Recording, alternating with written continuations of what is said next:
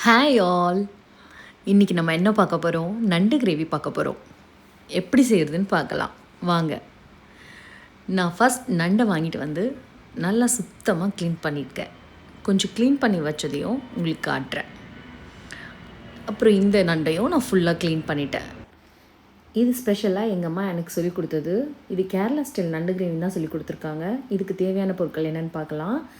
மிளகு, சீரகம், சோம்பு, பூண்டு, இஞ்சி, வெங்காயம், தக்காளி, பச்சை மிளகா, தேங்காய் இதெல்லாம் நல்லா கிரைண்ட் பண்ணி நம்ம அரைச்சி வச்சுக்கிறோம்.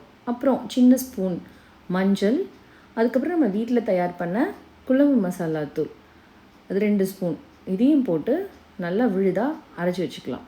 அப்புறம் ஒரு கடாயில் எண்ணெய் ஊற்றி கடுகு போட்டு சோம்பு போட்டு அதுக்கப்புறம் வெங்காயமும் போட்டு நல்லா அதை தாளிக்கணும்.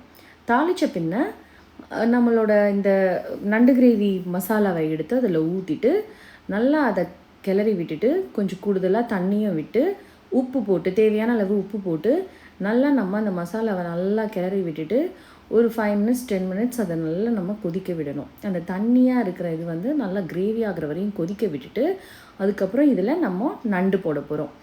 அழகாக நம்ம கழுவி வச்ச அந்த நண்டை எடுத்து ஒன்று ஒன்றா நம்ம போட்டுட்டு நண்டு போட்டு முடிச்சக்கப்புறம் நண்டு வெந்துருச்சான்னு தெரியறதுக்கு நம்மளுக்கு அந்த நண்டோட கலர் வந்து சேஞ்ச் ஆகிருக்கும். அந்த நண்டு கலர் சேஞ்ச் ஆகிருக்கிறத பொறுத்து தான் நம்ம நண்டு வெந்துருச்சான்றதை பார்க்க முடியும்.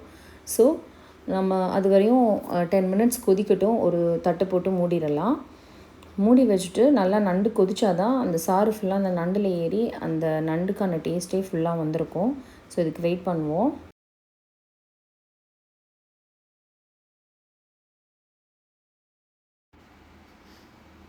நம்மளோட நண்டு கிரேவி சீக்கிரமாக ரெடியாக போகுது. ஸோ திரும்பவும் நம்ம ஒரு கிண்டி விட்டுறணும். இதுக்கு நடுவில் நம்ம ஃபிஷ்ஷும் வாங்கிட்டு வந்தேன். அதை நான் மசாலா போடுறேன். ஜஸ்ட்டு உப்பு, மஞ்சத்தூள், இஞ்சி பூண்டு விழுது, வீட்டில் பண்ண குழம்பு மசாலா தூள், அதுக்கப்புறம் ரெட் சில்லி பவுடர் இது மட்டும்தான் நான் போட்டிருக்கேன். லாஸ்ட்டாக லெமன் அந்த சாரை வந்து கொஞ்சம் விட்டுடணும். அதுக்கப்புறமா நல்லா பிசைஞ்சு வச்சுட்டு தோசைக்கல்லில் ஒன்றா போட்டு எடுப்போம். எடுத்தால் காரசாரமான ஃபிஷ் ஃப்ரை ரெடி ஆகிடும்.